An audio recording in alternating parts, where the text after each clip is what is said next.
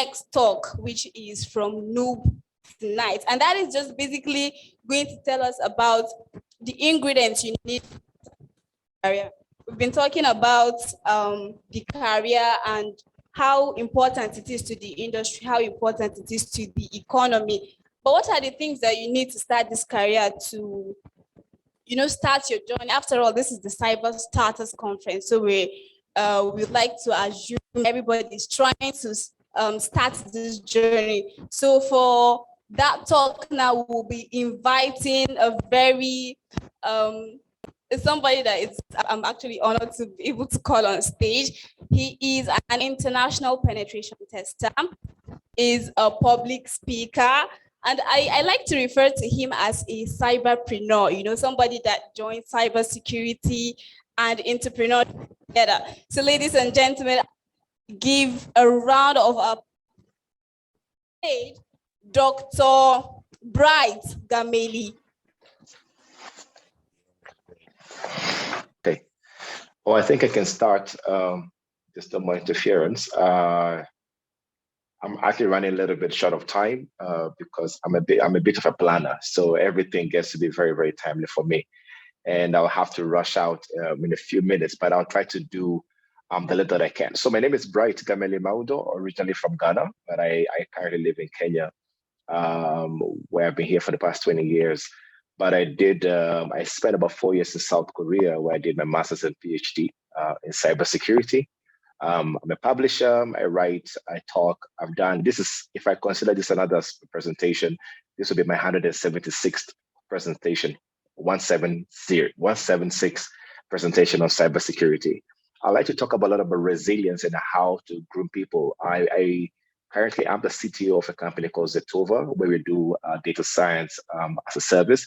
However, I run an initiative, just like Confidence. Confidence and I were having coffee the other day, and we're just exchanging notes.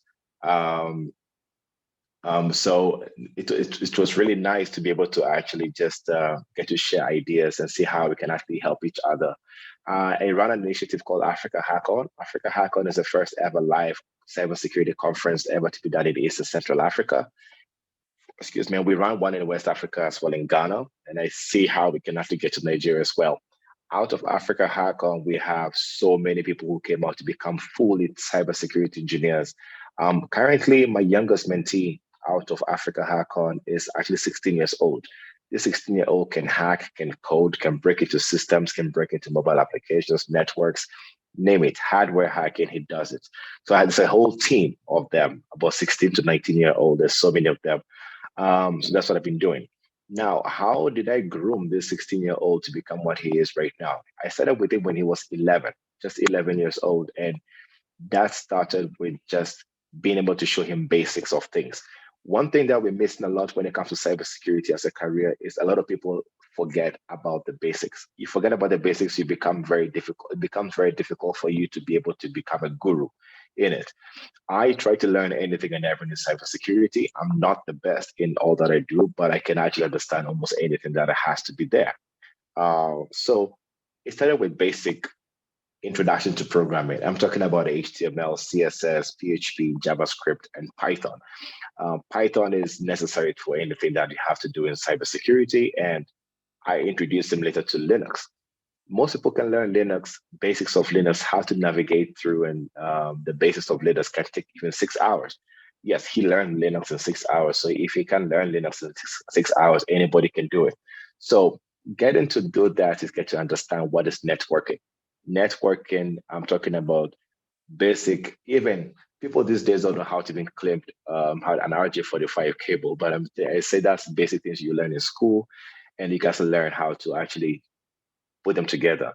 How does one computer connect to the other? How can you hotspot one laptop to the other? How do you create a basic networking between two systems and understand how it works? And the thing is, there are so many materials that are available on the internet that allows you to be able to do that. Now, I wish I could paste some of the links in the chat, but I think I'll do that later. Thing is that it's so easy to be able to actually get resources. You're very lucky that these days there are so many resources that are available for you to get access to these things. If you go on Google, you can actually use something called Google Dorking. If this was a live demonstration, which I like doing, I would have actually be able to show you how easy it is to get access to these materials for you to be able to make sure that you can get access to anything and everything in any book, any video, any tutorial you're looking for free. But since this is a short 10 minutes, I can't do a live demonstration.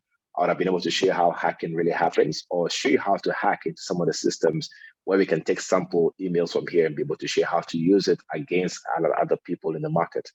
Um, but again, time is really short. So getting the basics right, basic programming languages, because you're going to need that in the kind of work that you do. You're going to need basic coding. Then you need to understand the basic terminologies. A lot of people forget that terminologies in cybersecurity is not, I mean, it's necessary for you to become a pro. And that's basic things like what's an exploit, what's a vulnerability, what's a threat, what is cybersecurity really? People forget that those things are necessary. And if you leave those out, you're going to suffer later. You're going to spend more time trying to come back to understand the basics. And it doesn't matter if you're going to into the technical part of cybersecurity or the legislative aspect of it, which is not, which is governance and policies. And there's a misconception that cybersecurity means that you have to be a hacker. You don't have to be a hacker all the time to become a cybersecurity engineer. You basically can actually get into the other parts where it's policy and governance, and advocacy for cybersecurity. You can be a cybersecurity tutor. You can be, there's a whole lot of list of people. There's an auditor level of cybersecurity that doesn't need it to be very technical to be a hacker. There's reverse engineering, which a person who does reverse engineering most probably will not even know how to do network penetration testing. And somebody who is a mobile security engineer can be very poor at network security pen testing or reverse engineering or wireless networking as well. So there's a balance that has to be given. And that balance basically means that you need to be able to learn a lot of trades of both worlds to become very proficient in that. So basic programming, basic networking, then you go to the terminologies. Some of the websites that you can actually use for some of these things, I wish I could type them right now. There's one called Free Code Camp. Free Code Camp gives you access to all programming languages to learn. And I'm talking about, so freecodecamp.org. You go there, you learn things like HTML, CSS, and you don't need to install a lot of things on your laptop. You basically can learn them online. You go to networking, there's cybery.it, there's TCM, there's Hack the Box, there is Try Hack Me. Use those websites to be able to learn the basics of how to be able to get into this career. Now, the career path into getting cybersecurity, a lot of people think you need to have expensive certifications to be able to get a job. No, these days you can actually get into it using basic available learning platform like Udemy, Pluralsight, and all of those sites actually gives you understanding of being able to actually get how they call it access to certifications.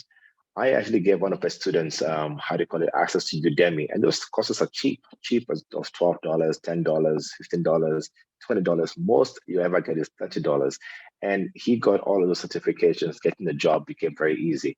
So don't focus on being able to spend a lot of money getting those certifications before you actually get a job.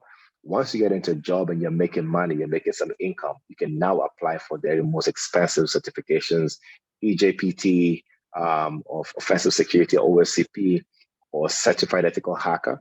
I'm actually part of the board of directors for EC Council when it comes to cyber threat intelligence. And EC Council has a wealth of certifications that you can actually acquire. But I say, as much as I'm part of it, I encourage people to learn the basis of freely available resources and then use them to be able to actually get the expensive certifications that you don't fail and then have to go back. Now, how have I been able to survive in this industry? Practice. There is no time. The moment you spend a bit of time not practicing anything, you're gonna forget. Every single presentation that I do, this is the one of the few that I'm actually doing without typing something in front of audience. But I always have to learn my Linux operating system. I always have to make sure that I can learn how to do basic web application security and networking. I always have to read something new. I read almost every single day something new that is available on security. Where do I get them from? They're all on Twitter. If you go on Twitter, you'll find so many people tweeting about cybersecurity details. I personally do that. So follow me at Bright Zed, Bright Zeed. You'll find a lot of things that I retweet online, which are basics. Some of them are basics, others are advanced, but you get to learn the ranks of being able to be a cybersecurity engineer. I know it's a daunting task to be able to actually get to understand what you need to be able to get. I think I'll try to see if I can share some of the links in the chat so that many people can actually get used to make use of them. Um, just to for me to share with you, there are basics of how you can get into it. It will help. Let's see if I can get on that.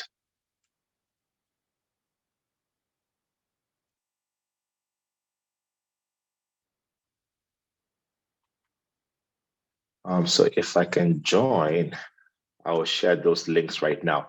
Three simple links. I shared that with anybody who asked me to become a cybersecurity engineer. I tell them, go read these three links first. If you understand them and you make notes, then you can come back. Another thing that I find a lot of people trying to do, which is a big mistake when it comes to cybersecurity, is this. People rush to become the expert in cybersecurity. Trust me, you're never going to be the best at any point in time. There's always somebody who's going to know better than you. However, for you to know enough, you have to keep on learning. It's a forever learning curve. You're never going to finish learning when it comes to cybersecurity. I still keep learning every single day when it comes to cybersecurity or cyber resilience to say. And sometimes, for example, I used to be very technical and offensive, but right now I do a lot more advisory for global organizations. If I tell you some of the companies that I've worked for, you'll be shocked, but this is not here for bragging rights. And we're just here to share. Some of them actually get shocked by the basics of things that we get to share. So I can see I'm online here. So in the chat, I'm going to paste a link that everybody can get. Yeah, I've pasted those three links. You read those links, you'll be able to actually get access to a lot of information there. So basics are always important. Getting to understand and get to make friends, get to have mentors. And mentors, please, sometimes people say, oh, you're my mentor, so become a mentor by force. You don't have to. You can actually just request a person to guide you to be able to become a cybersecurity engineer. You can actually book sessions with me on ADP list. So if you go to ADP list, you can look for my handle there and you'll be able to actually get access to me. And we can book sessions where I'll guide you. I'm on LinkedIn, easily find me available there. On Twitter, you easily find me there. On Instagram, you easily find me there.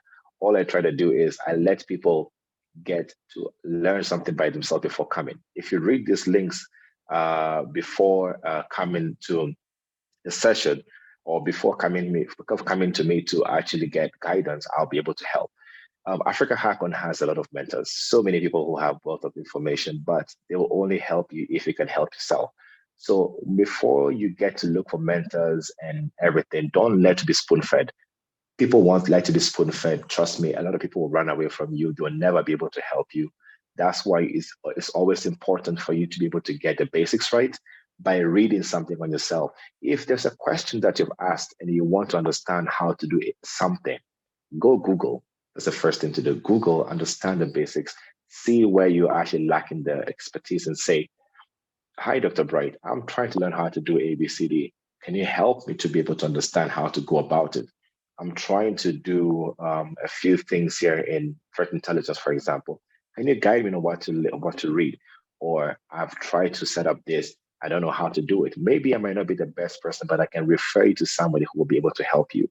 And I have access to a lot of people who actually will be able to help you with that. So I think that gives us the time. I am running for another meeting. And I wish, I will tell the team, the organizing team, let's have a longer session where I can show you or take you through a longer session. You can ask questions, show you what is exactly happening in the cybersecurity world, how you can get into it further, and some of the tools and tricks that you can take with you, some of the scripts that I've written. And yeah, I'm happy to connect. So I'll leave my details are out there. I'm the easiest person you can find on the internet right now. So LinkedIn, Twitter, Instagram, you'll find me there. Let's connect. Thank you very much for your time. And It's a great conference. I wish we can get more time to be able to share more, and looking forward to more in the future. Thank you very much.